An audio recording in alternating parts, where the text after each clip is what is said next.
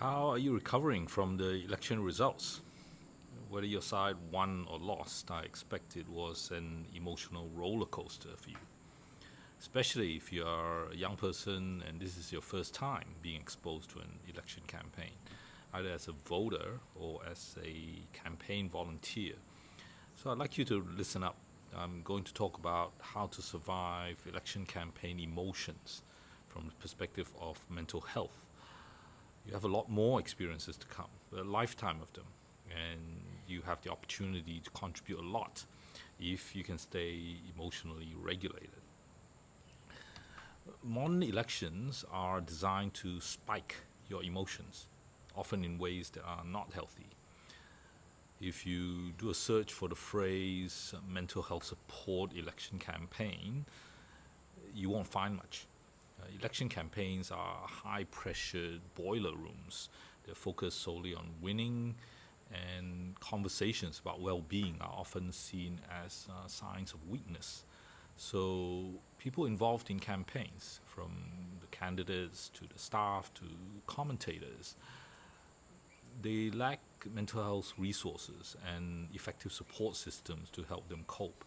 And that unfortunately commonly leads to their internal struggles being projected onto you in very raw and very unfiltered ways. So while we respect that they have chosen for themselves the path that they have and the pressures that comes with it, remember that your responsibility is to protect your mental health, not theirs. Voting is a meaningful way to engage in democracy. You are not just a tool for a candidate or campaign. If you're feeling down after a campaign loss, it is not your fault.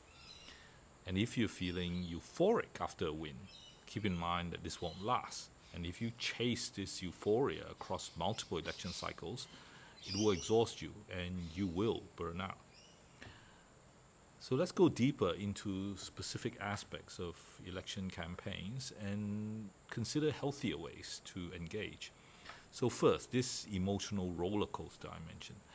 Campaigns want you to be on emotional high and low to capture your attention and to prompt you to act.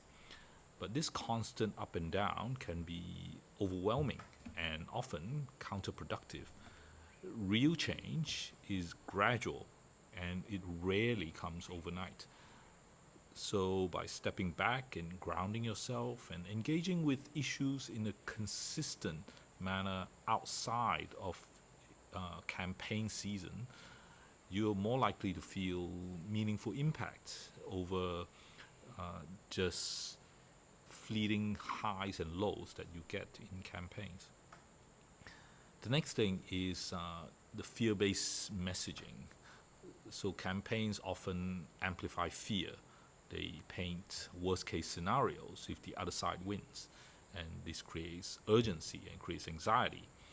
And this messaging is often devoid of any guardrails to stop a small concern from turning into overwhelming fear.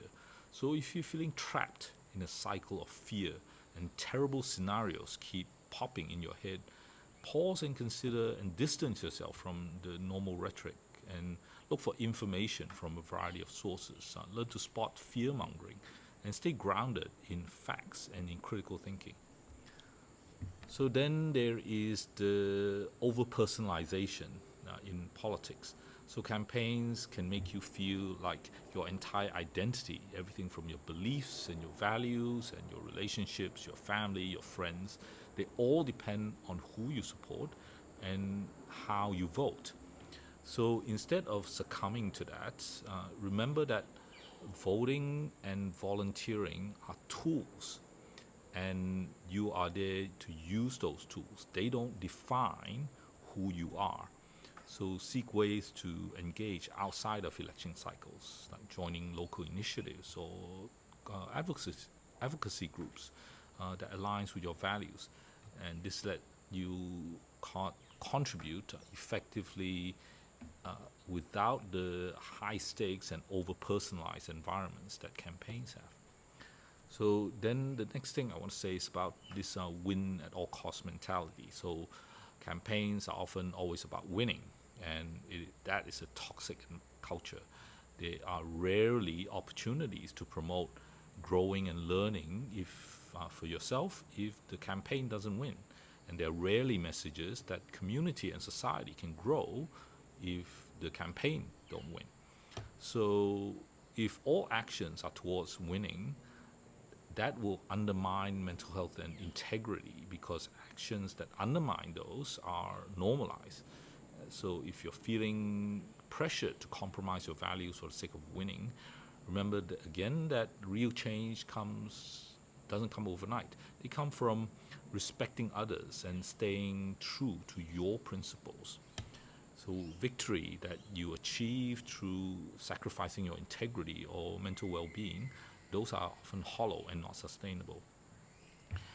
I'll end by saying that emotional ups and downs are normal, but they are not normal if they overwhelm you. You don't have to be controlled by these emotions. Your contributions to society is a marathon, not a sprint.